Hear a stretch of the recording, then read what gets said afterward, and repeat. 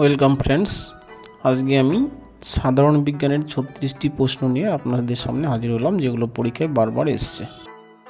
নমস্কার বন্ধুরা, দেখুন বিগত বছরগুলিতে যে প্রশ্নগুলি বিভিন্ন সাবজেক্টের যে প্রশ্নগুলি বারবার পরীক্ষায় ঘুরে ফিরে আসছে, সেরকমই আমি বাছাই করা প্রত্যেকটি সাবজেক্টের জিকে আপনাদের সামনে নিয়ে আসবো। ঠিক আছে, তার মানে আজকে আমি কি করলাম বন্ধুরা, যে বিজ্ঞানের বা সাধারণ বিজ্ঞানের কিছু প্রশ্ন আপনাদের সামনে নিয়ে হাজির হলাম। ঠিক আছে, দেখুন এই প্রশ্নগুলি বারবার বিভিন্ন পরীক্ষায় ঘুরে ফিরে আসছে। ঠিক আছে, একটু ঘুরে ফিরে আবার আসছে, বা এই জায়গাগুলো থেকেই বারবার প্রশ্ন আসছে। আপনি পরীক্ষার জন্য প্রস্তুতি নেবেন, কিন্তু একটু ট্যালেন্ট খাটিয়ে পড়বেন, কারণ আপনি হাজার হাজার লক্ষ লক্ষ জিকে মনে রাখতে পারবেন না। তো যে জিকেগুলো বারবার পরীক্ষায় আসবে বা আসছে, আগে এসছে, সেগুলো আপনি পড়বেন সময় কম সময়ে। আপনি একদম মেন প্রশ্নগুলো আপনার মনে রাখতে হবে, তাতে কি হবে, আপনার কম সময়ে আপনার প্রস্তুতি ভালো হয়ে যাবে। ঠিক আছে, তাহলে দেখুন বন্ধুরা, আজকের বিভাগ 30টি প্রশ্ন পরীক্ষা যেগুলি বারবার আসছে। ঠিক আছে, 2024-25, 24 বলা 24-এও যে একটা পরীক্ষা আছে, 25 সালে বিশেষ করে যারা পরীক্ষা দিবেন, তারা বন্ধুরা আমার চ্যানেলের ভিডিওগুলি এখন থেকে দেখা শুরু করুন। ঠিক আছে, প্রত্যেকটা পার্ট, একটা পার্টও মিস করবেন না, কারণ আমি খুব কম প্রশ্ন দিয়ে আপনাদের প্রস্তুতিটাকে কমপ্লিট করে দিতে চাই। প্রত্যেকটা সাবজেক্টে নিয়ে আসবো, মেনলি আমি অঙ্ক করাচ্ছি, কিন্তু পাশে আমি জিকের ক্লাসগুলো দিয়ে দেবো, প্রত্যেকটা সাবজেক্টের দিব, যেগুলো বারবার পরীক্ষা আছে। বিশেষ করে আপনি ইতিহাস, এই সাবজেক্টটা বেশি গুরুত্ব দিবেন, কারণ ইতিহাসের প্রশ্নটা বেশি আসে। ঠিক আছে, কারণ ইতিহাসকে দুটো ভাগে ভাগ করা হয়েছে, একটা হচ্ছে ভারতীয় স্বাধীনতা আন্দোলন, সেখান থেকে একদম বাছাই করা কিছু প্রশ্ন বারবার ঘুরে ফিরে আসে, আর কিছুটা আছে ভারতের টোটাল ইতিহাস, প্রাচীন থেকে শুরু করে আধুনিক ভারতের ইতিহাস। ঠিক আছে, যাই হোক, বিজ্ঞানের থেকে বিশেষ করে রেলওয়ে ডিপার্টমেন্টে group D, railway group D, NTPC, এইসব পরীক্ষা আবার বিজ্ঞান থেকে বেশি আসে, বিশেষ করে ফিজিক্যাল সায়েন্স। যাই হোক, তো আজকের প্রশ্ন বন্ধুরা কি, সাধারণ বিজ্ঞান, অর্থাৎ এখানে ফিজিক্যাল সায়েন্সও থাকবে, লাইফ সায়েন্সও থাকবে। ঠিক আছে, আচ্ছা, তো আর কথা বলাচ্ছি না, শুরু করছি। দেখুন আজকের জিকে ক্লাস, সাধারণ বিজ্ঞানের 36টি প্রশ্ন। ঠিক আছে, আচ্ছা, তাহলে প্রশ্ন নম্বর 1। প্রশ্ন নম্বর 1 কি বলেছে, যে লেবুর আচার তামার পাত্রে রাখা উচিত নয়। আমি বেশি কিছু লিখিনি, ডাইরেক্ট এক লাইনে, ঠিক আছে, সব বলে দিয়েছি। লেবুর আচার তামার পাত্রে রাখা উচিত নয়, এটা প্রশ্ন কি আসবে, যে তামার পাত্রে নিচের কোনটি রাখা উচিত নয়, কিংবা লেবুর আচার কোন পাত্রে রাখা উচিত নয়। অ্যান্সার কি লিখবেন, তামার পাত্রে। ঠিক আছে, পাত্রে কেন রাখা উচিত নয়, আমি কারণটা একটু ব্যাখ্যা করছি। কারণ তামার সাথে, ঠিক আছে, তামার সাথে আচার জাতীয় বা আচার মানে কি অ্যাসিড থাকবে, তাহলে অ্যাসিড আর তামার কি হয়, বিক্রিয়া হয়। ঠিক আছে, অ্যাসিড আর তামার হচ্ছে রাসায়নিক বিক্রিয়া ঘটে। ঠিক আছে, সেই রাসায়নিক বিক্রিয়ার জন্য একটা ক্ষতিকারক পদার্থ উৎপন্ন হয়। তারপরে যদি আমরা সেই তামার পাত্রে যদি আচার, লেবু হোক, তেঁতুল হোক, যদি আচার রাখি, তাহলে বিক্রিয়া করে সেই, এই দুটো বিক্রিয়া করে একটা খারাপ রাসায়নিক পদার্থ তৈরি হবে, যেটা আমাদের শরীরের পক্ষে ক্ষতি করে। তার জন্যই লেবুর আচার বা অন্যান্য আচার তামার পাত্রে রাখা উচিত নয়। ঠিক আছে, বা আমরা ভৌতবিজ্ঞানে আরো বলেছি যে অ্যালুমিনিয়ামের পাত্রেও কিন্তু কি আচার জাতীয় খাবার রাখা উচিত নয়। ঠিক আছে, এটাও কিন্তু ছিল। আচ্ছা, তাহলে বন্ধুরা দেখুন নেক্সট কোশ্চেন 2 নম্বর কি বলছে, প্রাচীনকালে অ্যাবাকাস যন্ত্রের সাহায্যে গণনা করা হতো। ঠিক আছে, অ্যাবাকাস কি বন্ধুরা, পৃথিবীর প্রথম আবিষ্কৃত কম্পিউটার ধরতে গেলে, ঠিক আছে, বা গণক যন্ত্র, সেটা কি অ্যাবাকাস। এই অ্যাবাকাস দিয়েই প্রাচীনকালের লোকজন কি করতো, গণনা করতো। হলো, এই হলো 2 নম্বর। তাহলে বন্ধুরা 3 নম্বর প্রশ্ন কি বলেছে, যে ইস্পাত প্রস্তুত করতে ভিসিমার কনভার্টার লাগে। তাহলে ইস্পাত তৈরি করতে কি লাগে, ভিসিমার কনভার্ট, নাম্বার 3। ঠিক আছে, আচ্ছা, 4 নম্বর প্রশ্ন, শ্বেত রক্তকণিকার ব্যাসার্ধ কত। তাহলে আমরা জানি আমাদের শরীরে 3 প্রকার রক্তকণিকা রয়েছে, শ্বেত রক্তকণিকা, অনুচক্রিকা, আর একটা কি লোহিত রক্তকণিকা।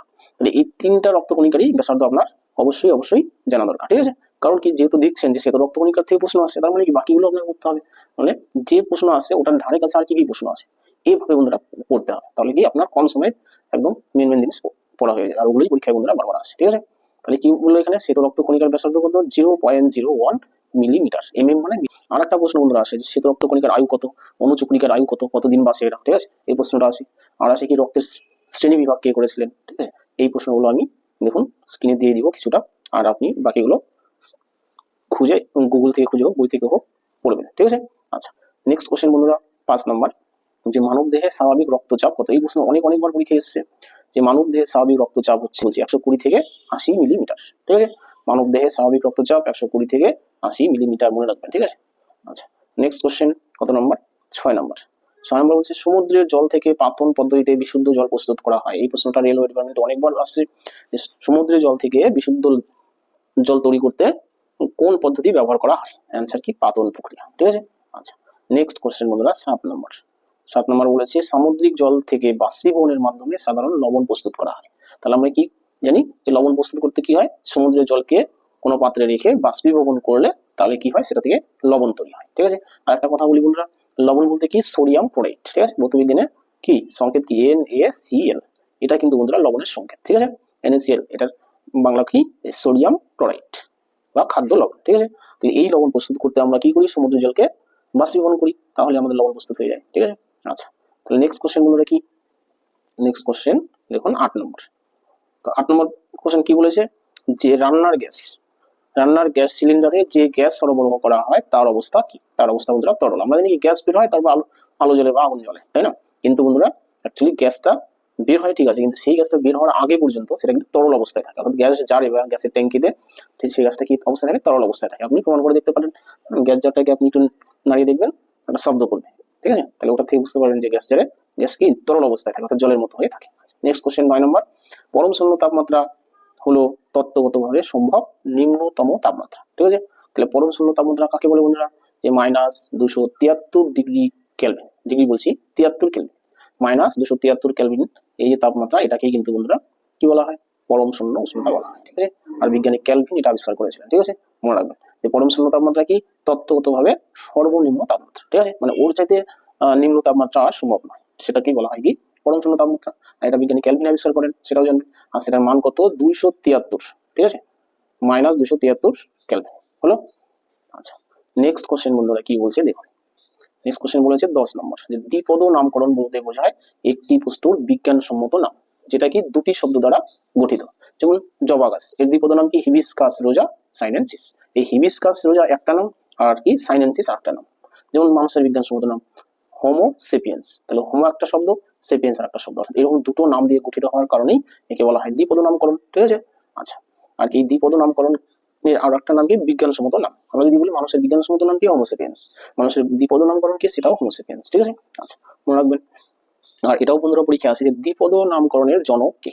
তাহলে বন্ধুরা এটা আমি স্ক্রিনে দিয়ে দিব, ঠিক আছে, আপনি একটু দেখে নেবেন যে দ্বিপদ নামকরণ এই পদ্ধতি কে আবিষ্কার করেন, ঠিক আছে। এটা সম্ভবত ল্যান্ডস্টেনার, যাই হোক আমি লিখে দিব, ঠিক আছে। আচ্ছা, নেক্সট কোশ্চেন বন্ধুরা 11 নম্বর, অ্যান্টিবায়োটিক কি পেনিসিলিন উৎপন্ন হয় কি ছত্রাক দ্বারা। তাহলে কি পেনিসিলিন কি দ্বারা উৎপন্ন হয়, ছত্রাক দ্বারা। এর আগে আমি অনেক ভিডিও দিয়েছি, সেগুলোতে এই পেনিসিলিনের ব্যাপারে আমি দুবার করে বলেছি, ঠিক আছে। যে পেনিসিলিন কে আবিষ্কার করেন, আলেকজান্ডার ফ্লেমিং, ঠিক আছে। কত সালে, এটা হচ্ছে 1828 বা 1928 এরকম কিছু হবে। আচ্ছা, তাহলে অ্যান্টিবায়োটিক পেনিসিলিন উৎপন্ন হয় কি ছত্রাক দ্বারা। সেই ছত্রাকটার নাম কি বন্ধুরা, পেনিসিলিয়াম নোটেটা, আমি বৈজ্ঞানিক নামটা বলছি, ঠিক আছে। বা এমনিতে আমরা কি বলি ওটাকে, পেনিসিলিয়াম। পেনিসিলিয়াম থেকেই পেনিসিলিন আবিষ্কার হয়, ঠিক আছে। আচ্ছা, আলেকজান্ডার ফ্লেমিং এটা আবিষ্কার করেন এই পেনিসিলিয়াম থেকে পেনিসিলিন, যেটা ম্যালেরিয়ার কি মহৌষধ, ম্যালেরিয়া রোগের ওষুধ, তাই না।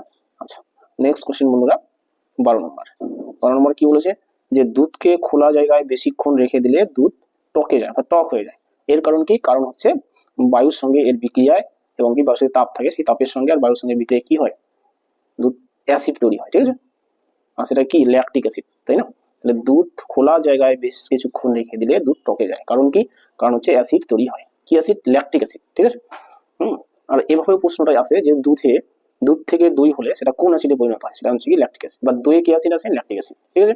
আর দুধে কি আছে, ল্যাকটিক অ্যাসিড কিন্তু দুধে নেই, দুধে আছে কি ল্যাকটোস, ঠিক আছে। এটা একটা মৌলিক উপাদান ল্যাকটোস, সেটা দুধে আছে।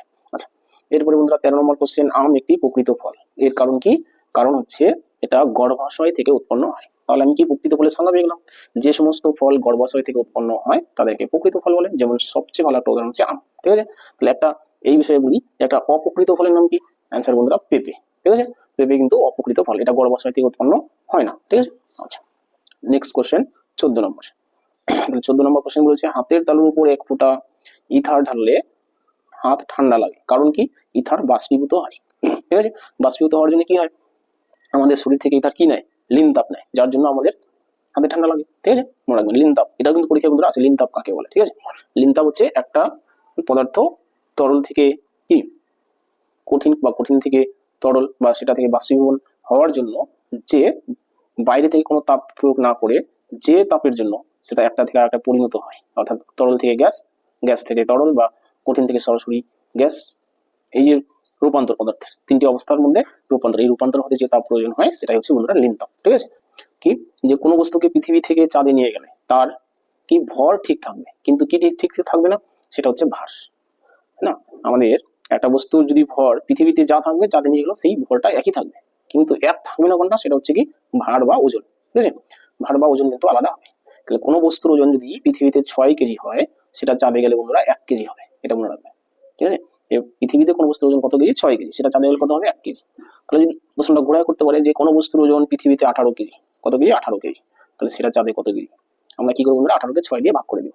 6 দিয়ে ভাগ করলে সেটা উত্তর। তাহলে 18কে 6 দিয়ে ভাগ করলে কত হবে? 3 6 18, তাহলে চাঁদে কত হবে? 3 কেজি। কোনো বস্তুর ওজন পৃথিবীতে যা হবে, ঠিক আছে, চাঁদে তার 6 ভাগের 1 ভাগ হবে, মনে রাখবেন। কিংবা চাঁদে কোনো বস্তুর ওজন যা হবে, পৃথিবীতে তার ওজন 6 গুণ হবে। অর্থাৎ চাঁদে যদি কোনো বস্তুর ওজন 3 কেজি হয়, তাহলে পৃথিবীতে কত? 3 6 18 কেজি। চাঁদে যদি কোনো বস্তুর ওজন 4 কেজি হয়, পৃথিবীতে কত? 4 6 24 কেজি। এটা মনে রাখবেন, কেননা এই প্রশ্নটা বন্ধুরা কয়েকবার আমি কোশ্চেনে দেখেছি, প্রিভিয়াস ইয়ার কোশ্চেনে। ঠিক আছে, আচ্ছা নেক্সট কোশ্চেন বন্ধুরা দেখুন কি বলেছে 16 নম্বর। ঠিক আছে, তাহলে 16 নম্বর প্রশ্ন বলেছে এলপিজি এর উপাদানগুলি হলো বিউটেন আর প্রোপেন। তাহলে এলপিজি কি বলতো? রান্নার গ্যাস, তাই না? সেই রান্নার গ্যাসে কি কি উপাদান থাকে এলপিজিতে? ঠিক আছে, দুটো গ্যাস থাকে, সেটা হচ্ছে কি বিউটেন আর প্রোপেন, এই দুটো মিলে হচ্ছে এলপিজি। আর এলপিজির পুরো নামও কিন্তু বন্ধুরা পরীক্ষা আছে। ঠিক আছে, লিকুইড পেট্রোলিয়াম গ্যাস। ঠিক আছে, তাহলে এলপিজি এর পুরো নাম হচ্ছে কি লিকুইড পেট্রোলিয়াম গ্যাস, মনে রাখবেন। আচ্ছা, এই এলপিজিতে কি কি উপাদান থাকে? এটা কিন্তু বন্ধুরা বিশাল বিশাল ইম্পর্টেন্ট প্রশ্ন। ঠিক আছে, আর এটা মনে রাখার সুবিধার জন্য আমি একটা গল্প লিখেছি, দেখুন ছোট্ট গল্প। সেটা হচ্ছে কি এলপিজি একটি বিউটি পেন। ঠিক আছে, তাহলে এলপিজি কি? আমরা তো বিভিন্ন ধরনের পেন ব্যবহার করি, তো পেনের গায়ে কিছু একটা ইংলিশ লেখা থাকে। ঠিক আছে, অনেক সময় থেকে সিপি বা এসপি লেখা থাকে, তাই না? সেরকম কি একটা কলমের গায়ে হাতে লেখা আছে এলপিজি। তাহলে এলপিজি একটা কোম্পানি, কলমের কোম্পানিতে এই কোম্পানি কলমগুলো কি একটি বিউটি পেন, মানে খুব সুন্দর পেন। গল্পটা মনে রাখলেন। এবার বিউটি থেকে কি বিউটেন, পেন থেকে বন্ধুরা প্রোপেন। বাস, এই গল্পের মাধ্যমে এটা আপনি মনে রাখতে পারবেন, সহজেই ভুলবেন না, কারণ এটা বিশাল ইম্পর্টেন্ট প্রশ্ন। একটা প্রশ্ন চিরদিন মনে রাখতে পারলে সেটা বিশাল বিশাল একটা গুরুত্বপূর্ণ ব্যাপার। যার জন্য আমি এটা একটা টিপস দিয়েছি, কারণ এই প্রশ্নটা বারবার পরীক্ষা আসে। ঠিক আছে, আচ্ছা এরপরে বন্ধুরা নেক্সট কোশ্চেন তাহলে দেখুন 17 নম্বর। তাহলে 17 নম্বর কোশ্চেন কি বলেছে? প্রেসার কুকারে খাদ্য দ্রুত রান্না হয়, এর কারণ উচ্চ চাপে জলের স্ফুটনাঙ্ক বেড়ে যায়। অর্থাৎ যখন চাপ বেশি থাকে তাহলে কি কম উষ্ণতায় সেটা ফুটতে শুরু করে, যার জন্য কি প্রেসার কুকারে খুব দ্রুত রান্না হয়ে যায়, বা প্রেসার কুকারে খুব দ্রুত কি সিদ্ধ হয়ে যায়। এটাই বন্ধুরা কারণ। তাহলে আমার বলছি যে প্রেসার কুকারে দ্রুত রান্না হওয়ার কারণ হচ্ছে চাপ।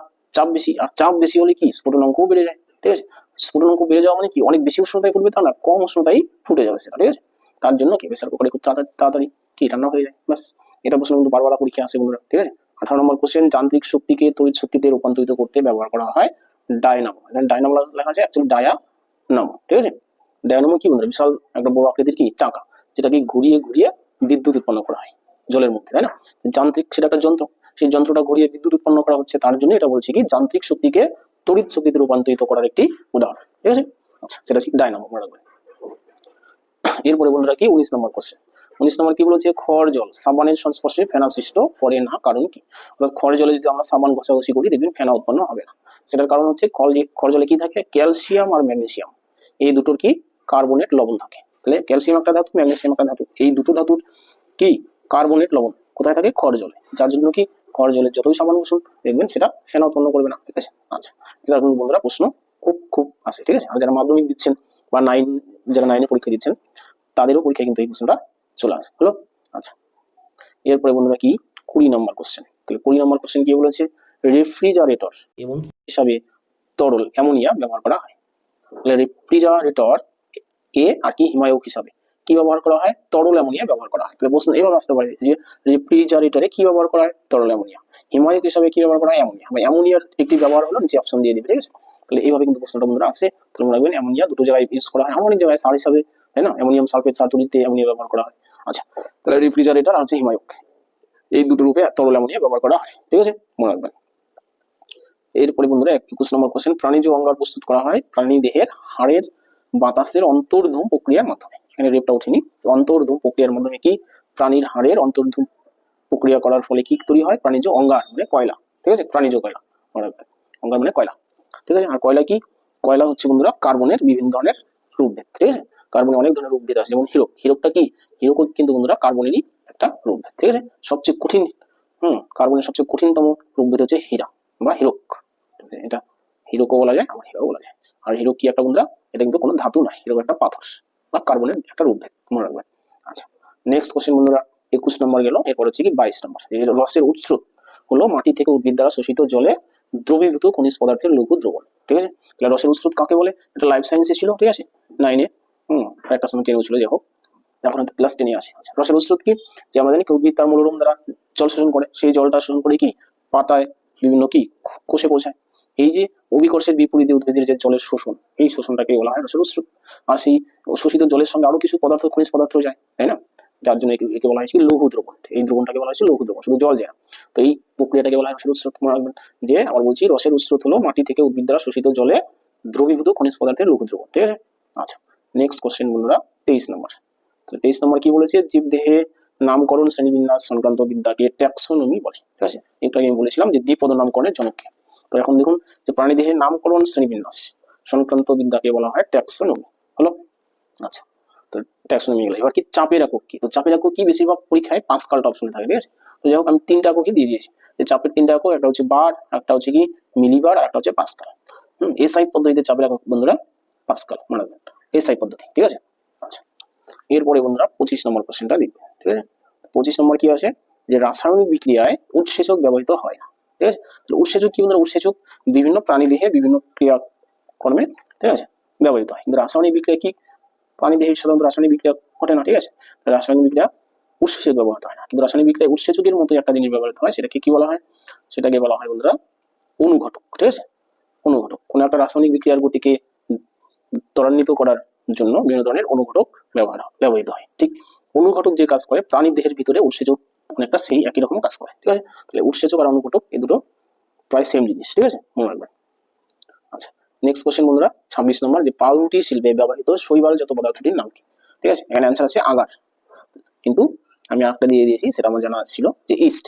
ইস্ট কিন্তু বন্ধুরা পাউরুটি শিল্পে ব্যবহৃত হয়, ঠিক আছে। পাউরুটি শিল্পে বিভিন্ন কেক তৈরি করতে, পাউরুটি তৈরি করতে ইস্ট ব্যবহার করা হয়। এটা একটা কি ছত্রাক বা শৈবাল, ঠিক আছে, মনে রাখবেন।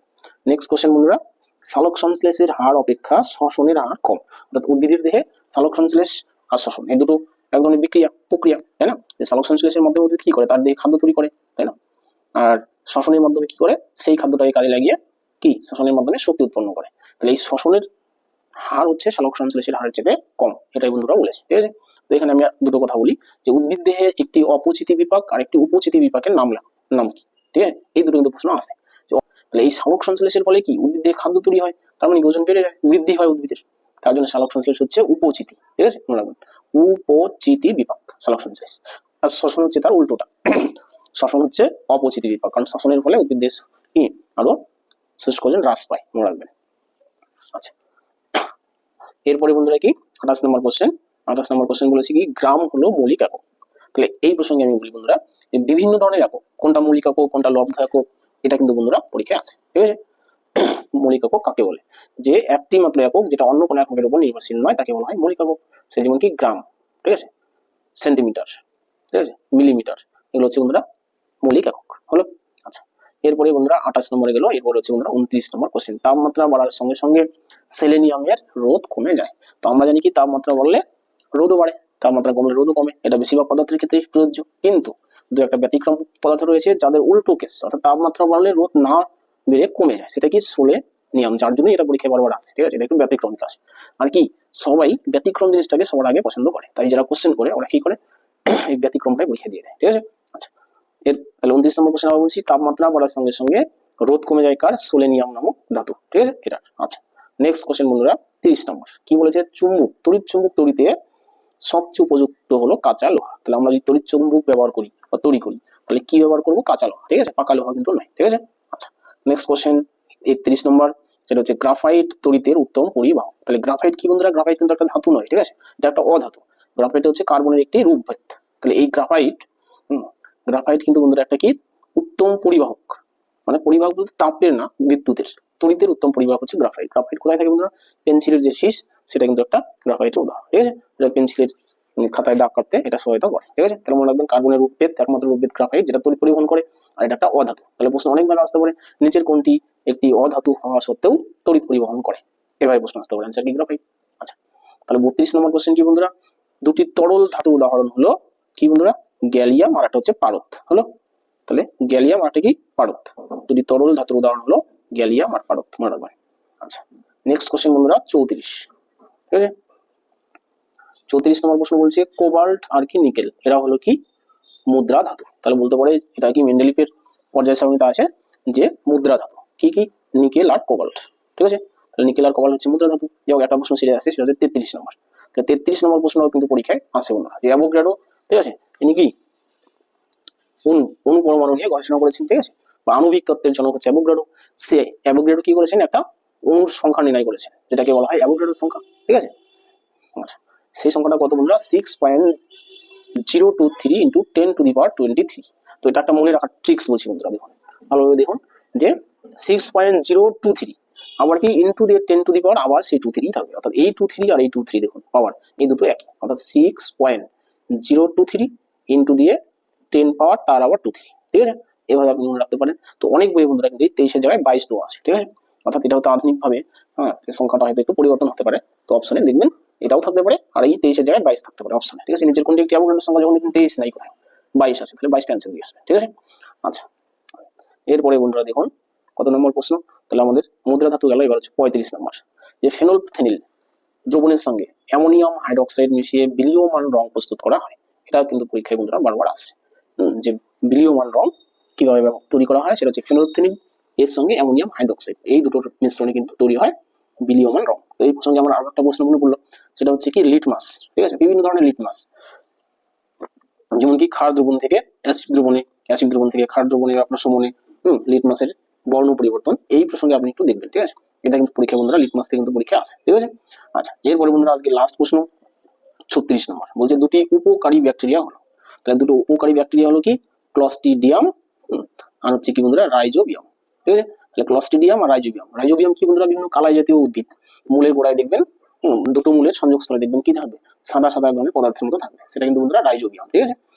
কালাই জাতীয় উদ্ভিদ, কি কালাই জাতীয়, আর কি ক্লস্ট্রিডিয়াম, এই দুটোই কি বন্ধুরা দুটি উপকারী ব্যাকটেরিয়া, ঠিক আছে?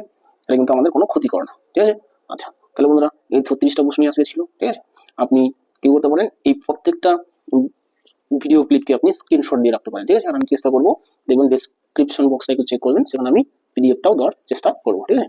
আপনি তাহলে যদি নতুন হয়ে থাকেন আমার চ্যানেলে, অবশ্যই চ্যানেলটি সাবস্ক্রাইব করবেন, ঠিক আছে? আর আপনারা যারা আমার ভিডিও রেগুলার দেখছেন, তারা শুধু ভিডিও দেখেই চলে যান, যদি ভালো লাগে তাহলে অবশ্যই চ্যানেলটি দেখার পর কি লাইক বা কমেন্ট করে যাবেন, ঠিক আছে? কে কে দেখছেন তাতে আমি বুঝতে পারবো, ঠিক আছে? বা কারো কোনো প্রবলেম থাকলে, কোনো প্রশ্ন থাকলে করবেন, বা আপনি ভাবতে পারেন যে আমি পর্যায় সারণীটা বুঝি না, তাহলে পর্যায় সারণী থেকে কিছু প্রশ্ন দিন, ঠিক আছে? আমি দিয়ে দিব, কিন্তু আপনাদের চাহিদা অনুসারে আমি দিতে পারবো। তবে এটা ঠিক যে আমি যে নিয়ে আসছি পরপর আমার এই মানে আমি যে ধারাবাহিকভাবে দিচ্ছি, এই ধারাটা আমার হিসেবে নিয়ে আসাটাই সবচেয়ে ভালো।